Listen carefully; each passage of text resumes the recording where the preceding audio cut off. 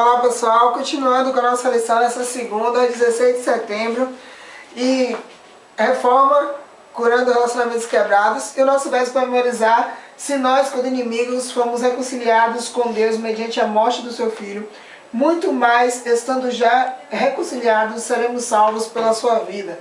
Interessante que esse verso para memorizar, ele traz para nós que primeiro Deus nos reconciliou com Ele, e agora está na hora da gente passar isso para os outros, né? Se Ele já nos ensinou como é, Deus nos reconciliou apenas nos amando, então agora está na hora da gente amar as outras pessoas.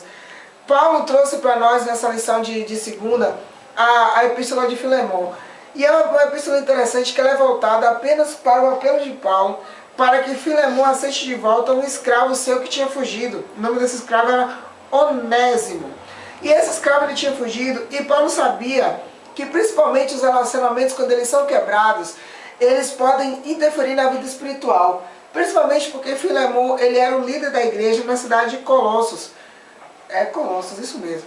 E assim, Paulo escreveu para ele dizendo: olha, você precisa aceitar esse escravo de volta. O interessante é que nos 25 versículos que estão inseridos ali na epístola de Filemon, nós podemos ver que Paulo reconheceu as qualidades do escravo e também do patrão, que era Filemon, orou pelos dois, teve uma abordagem humilde, respeito pelos dois também, usou expressões carinhosas, apelou com sinceridade e emoção, reconheceu que tinha havido um problema porque o escravo tinha fugido, mas mesmo assim ele indicou as soluções, que era justamente Filemon agora aceitá-lo não como escravo, mas como um irmão no Evangelho, porque o Evangelho também tinha alcançado o escravo.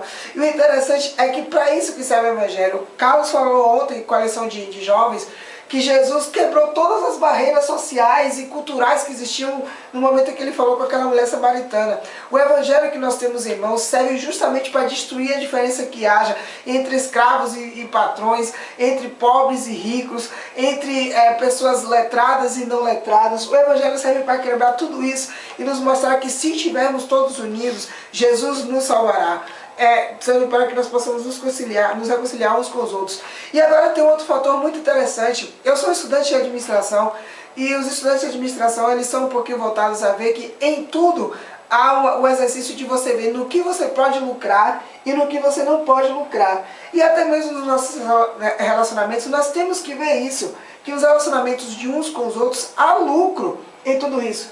Por quê? Nesse relacionamento aqui, Paulo viu que o escravo que tinha fugido, ele tinha um futuro muito ruim. O escravo que tinha fugido, ele ia ser condenado à pobreza, à desgraça e até mesmo à morte, ou até mesmo ser preso sob qualquer instância. Então Paulo disse que queria reconciliar eles dois, porque com o Filemon, o escravo teria comida, teria alojamento e teria trabalho para o resto da sua vida, teria utilidade. E com isso tudo, Paulo iria acabar com todas as dificuldades que aquele escravo poderia ter. Dentro da igreja também, os nossos relacionamentos, acreditem, há uma relação de lucro nos relacionamentos que nós temos dentro da igreja.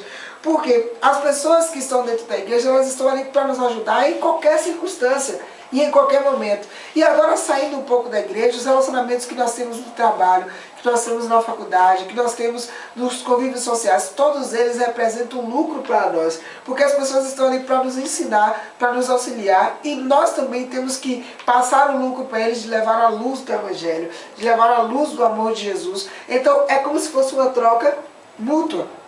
Existem momentos em que precisamos ver realmente quais são as utilidades que nós temos nos nossos relacionamentos, sermos humildes, sermos generosos e reconhecermos que sempre há uma forma de rever no que nós erramos e consertar tudo, para que assim nós possamos ser melhores pessoas e também passarmos a luz desse evangelho que quebra todas as barreiras. A lição de jovens tem por título Cura Vertical e Horizontal. Parece que no mundo de hoje nós desenhamos uma linha entre nossa vida espiritual e a nossa vida diária. Na vida espiritual nós colocamos ir à igreja, orar, estudar a Bíblia, e na vida diária nós colocamos o restante, trabalhar, esse tipo de coisa. Mas esse conceito de divisão é muito estranho à visão bíblica, porque a cultura hebraica antiga, que é quando foi escrita a Bíblia, a religião ela influenciava em todos os aspectos da vida, ou seja, influenciava no trabalho, influenciava na diversão, influenciava nos relacionamentos. Então a religião ela estava integrada num todo, né? Ou seja, as coisas mais simples que alguém fosse fazer poderiam ser consideradas espirituais, desde que aquelas coisas fossem feitas para glorificar o nome de Deus. Então não havia essa separação. Então se há essa separação hoje, está indo contra o intuito da palavra de Deus. Tem que haver uma integração em todos os aspectos da vida. Os próprios 10 mandamentos, né, eles são divididos em duas partes. Uma linha, os 4 primeiros, está relacionado ao relacionamento com Deus. E os 6 últimos está relacionado ao relacionamento com o irmão. Ou seja, o com Deus, a lição está trazendo como um relacionamento vertical, ou seja, entre nós e Deus. E o relacionamento horizontal entre as pessoas que estão ao nosso lado, os nossos irmãos, né? E Paulo, ele escreveu o seguinte, ó, ele escreveu para muitas igrejas, e ele pedia que as pessoas fossem amorosas, humildes, e não julgassem uns aos outros. Mas nós vemos que, imaginamos, Paulo escreveu, Paulo era o cara. Mas Paulo não era santo também, pessoal. Paulo era um ser humano, como nós. Ele mesmo se envolveu em situações como essa. Como o próprio Jesus falou, né? Entre ele e Barnabé, aquela situação de conflito. Então, o próprio Paulo, ele passou por isso. Então, não era uma pessoa imune a isso.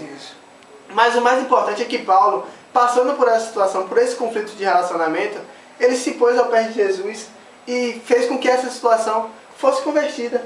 Ele deixou de lado o orgulho, que é inclusive uma das sugestões que a lição nos traz, para que nós possamos estar deixando de lado esses conflitos, caso existirem.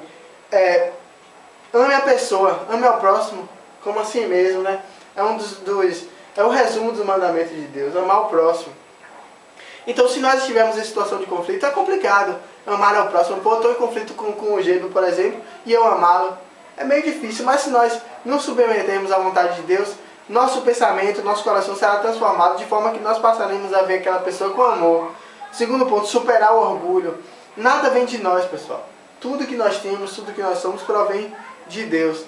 Então nós não temos que nos achar melhor que ninguém.